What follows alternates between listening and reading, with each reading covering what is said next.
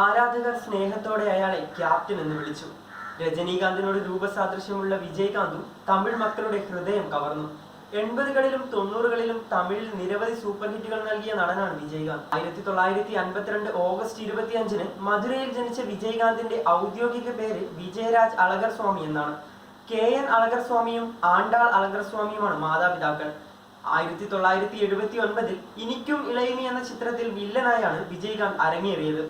1981-ൽ പുറത്തിറങ്ങിയ സട്ടം ഒരു ഇരുട്ടറയാണ് നായകൻ എന്ന നിലയിൽ വലിയ ബ്രേക്ക് ആയത്. ചുവപ്പുമല്ലി, ജാതിക്കൊരു നീതി തുടങ്ങിയ ചിത്രങ്ങളിലൂടെ ക്ഷോഭിക്കുന്ന യുവാവ് എന്ന ഇമേജാണ് വിജയകാന്തിനെ തേടിയെത്തിയത്. സിനിമയിൽ അദ്ദേഹം അവതരിപ്പിച്ച നല്ലവനായ ചെറുപ്പക്കാരൻ കഥാപാത്രങ്ങളിലൂടെ പുരട്ചി കലൈഞ്ചർ എന്ന വിശേഷണവും അദ്ദേഹത്തിന് ലഭിച്ചു. ആക്ഷനും പ്രണയവും ഇമോഷണൽ രംഗങ്ങളുമെല്ലാം ചേർന്ന സിനിമകളിലൂടെ തമിഴ് സിനിമയിലെ വിലപിടിപ്പുള്ള താരമായി വിജയകാന്ത് വളർന്നു. 100ാമത് നാൾ, വൈദേഹി കാത്തിരുന്നാൾ തുടങ്ങിയ സൂപ്പർ ഹിറ്റുകളടക്കം 1984-ൽ അദ്ദേഹത്തിന്റെ 18 സിനിമകളാണ് പുറത്തിറങ്ങിയത്. ഊമൈ വിഴികൾ, കൂലിക്കാരൻ, നിனைவே ഒരു സംഗീതം, പൂന്തോട്ട കാവൽക്കാരൻ, സിന്ദൂരപ്പൂവേ, പുലൻ വിചാരണെ, സത്രിയൻ, ക്യാപ്റ്റൻ പ്രഭാകരം, ചിന്ന കൗണ്ടർ, സേതുപതി IPS, വാനത്തെ പോലെ, രമണ തുടങ്ങിയതാണ് വിജയകാന്തിന്റെ ശ്രദ്ധേയമായ ചിത്രങ്ങൾ. ക്യാപ്റ്റൻ പ്രഭാകരൻ എന്ന ചിത്രത്തിൽ അഭിനയിച്ചതോടെയാണ് പേരിനൊപ്പം ക്യാപ്റ്റൻ എന്ന പേര് വന്നു ചേർന്നത്.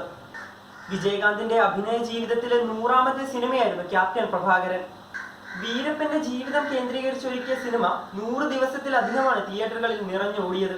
സത്യമംഗലം കാട്ടിൽ വിഹരിക്കുന്ന വീരഭദ്രൻ എന്ന കൊള്ളക്കാരനെ പിടിക്കാൻ വരുന്ന IFS ഉദ്യോഗസ്ഥനായാണ് വിജയകാന്ത് ചിത്രത്തിൽ വേഷമിട്ടത്.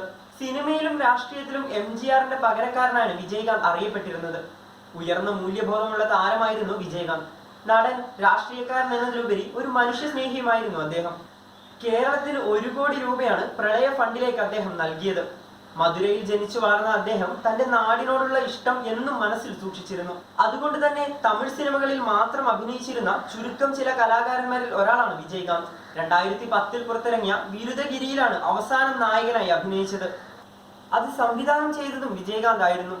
2015-ൽ റിലീസായ ശതാബ്ദം എന്ന ചിത്രത്തിൽ അതിഥി വേഷത്തിലാണ് അവസാനം സ്ക്രീനിലെത്തിയത്. അദ്ദേഹത്തിന്റെ മകൻ ഷൺമുഖ പാണ്ഡ്യനായിരുന്നു നായകൻ. അതിനിടെ രാഷ്ട്രീയത്തിലും വിജയകാന്ത് പ്രവേശിച്ചു. 2005 സെപ്റ്റംബർ 14-നാണ് ദേശീയ മുർപോക്ക് ദ്രാവിഡ ഘടകം എന്ന രാഷ്ട്രീയ പാർട്ടി സ്ഥാപിച്ചത്. 2006-ലെ നിയമസഭാ തിരഞ്ഞെടുപ്പിൽ 234 സീറ്റുകളിൽ മത്സരിച്ചെങ്കിലും വിജയകാന്ത് മാത്രമാണ് ജയിച്ചത്. 2011-ൽ AIDMKയുമായി സഖ്യമുണ്ടാക്കിയ DMDK 40 സീറ്റിൽ മത്സരിച്ച് 29 എണ്ണത്തിൽ വിജയിച്ചു. 2011 മുതൽ 2016 വരെ പ്രതിപക്ഷ നേതാവായിരുന്നു വിജയകാന്ത്. എന്നാൽ തുടക്കത്തിലെ ഉയർച്ച പിന്നീട് രാഷ്ട്രീയത്തിൽ വിജയകാന്തിന്റെ പാർട്ടിക്ക് ഉണ്ടായില്ല. വിജയകാന്ത് വിട പറയുമ്പോൾ തമിഴ് സിനിമയിലെ രാഷ്ട്രീയത്തിലെ ഒരു കാലഘട്ടം കൂടിയാണ് മറയുന്നത്.